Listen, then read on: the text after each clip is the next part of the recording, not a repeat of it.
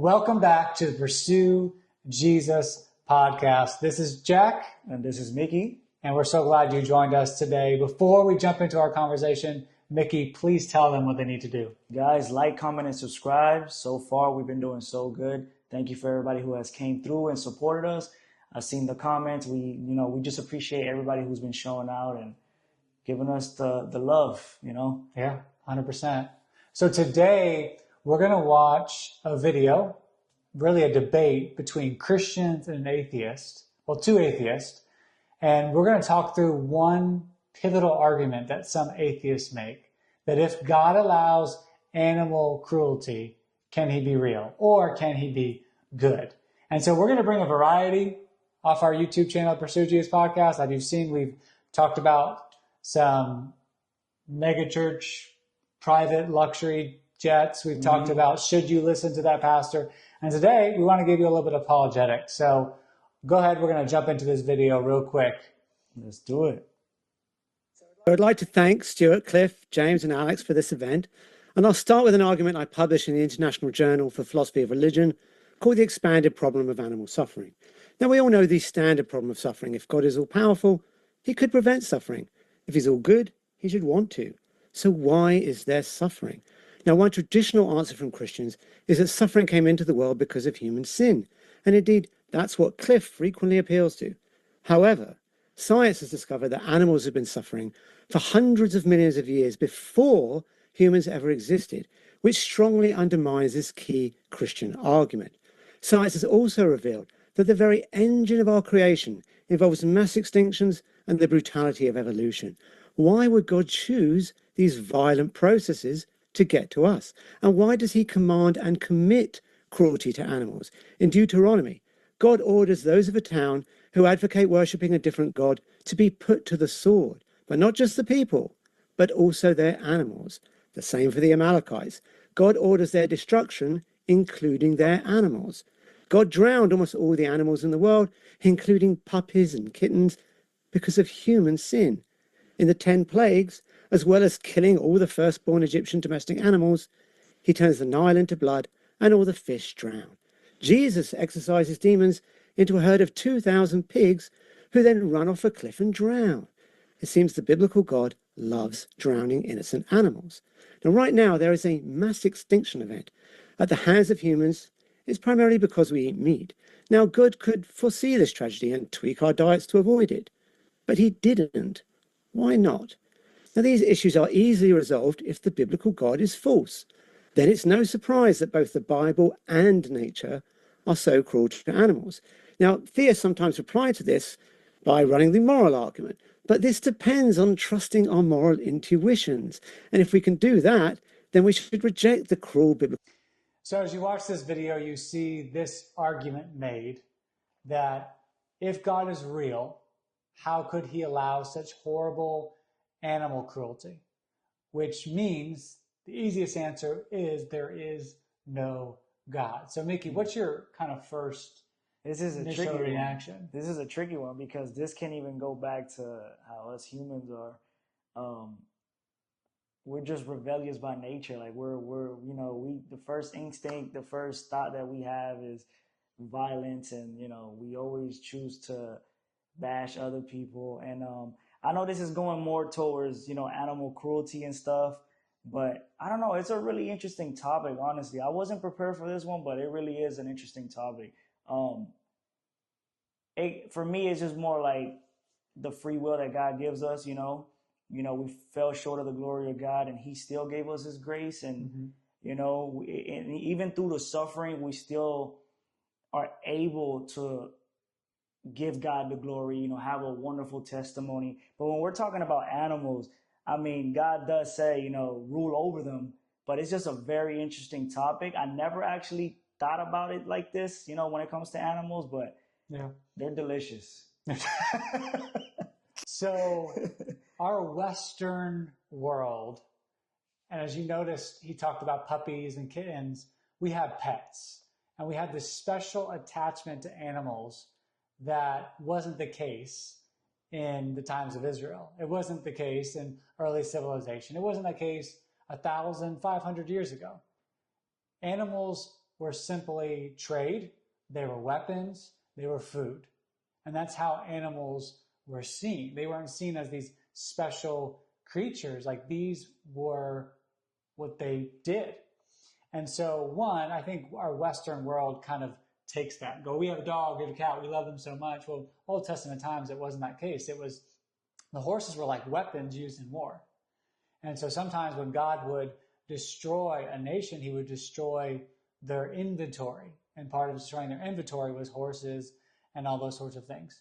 But you done that? No, go ahead. Oh, so what's interesting about this is just the fact that even our body needs it, which is crazy. You think about the guy who created us in his own image, and the fact that there's studies on, health and foods, and the fact that we even need certain proteins from animals to even survive and get through.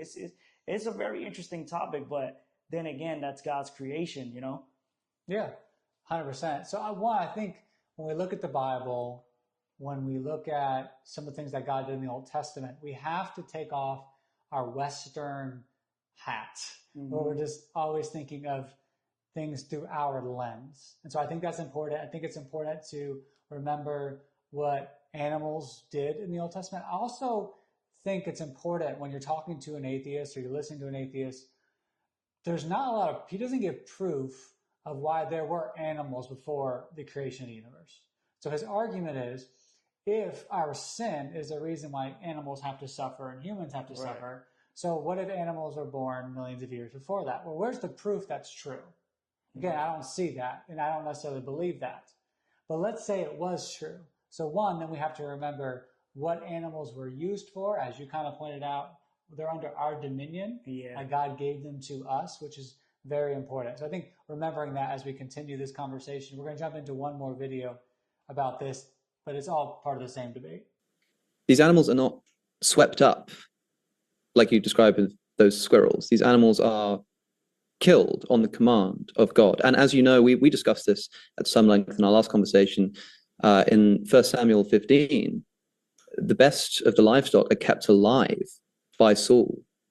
And when he approaches Samuel, Samuel informs him that God has said he regretted he made Saul king. Why did God regret that he made Saul king?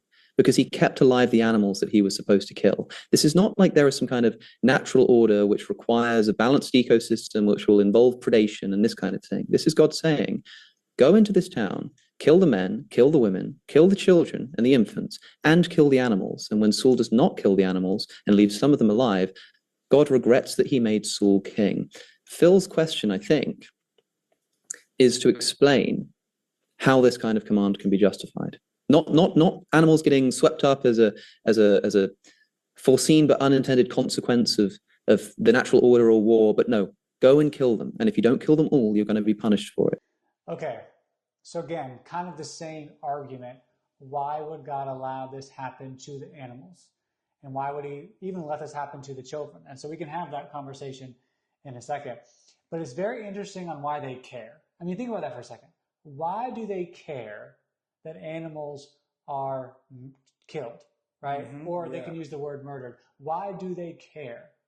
It's because something inside of them gives them a sense of right and wrong, of justice, that animals shouldn't be treated that way, which C.S. Lewis even says, brings up this point that there is moral law. Moral law, that the fact that you care so much of why bad things happen to humans and bad things that happen to animals. And so that's actually proof that there is a God, because you care so much. Because where does that sense of deep justice comes from? It does not come from a clump of cells who happen to be here by accident. It comes out of what we say Ecclesiastes, where we all kind of know there's a God and we have this moral value in us that kind of helps determine right and wrong. I was actually thinking about that on my way here.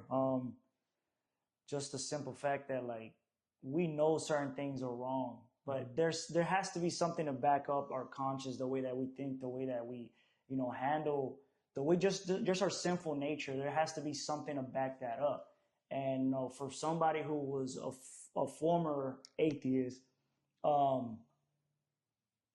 at the end of the day, it's like you just need something to back it up. That's the reality of it. And that's where God comes along. Like, there's so many explanations on this, but you would like just have to dig in, like 100%. you know. And again, God is a God of, you know, justice and a God of grace, but it would take for us to actually, you know, put our head in the book and actually study these things to fully understand them and comprehend them and be able to explain to other people, like, you know, when they bring these kind of topics up. Yeah, and so I do think it's important to study. Paul tells us to have an answer for the hope that is in us. And so in this conversation, that's kind of the heart behind us.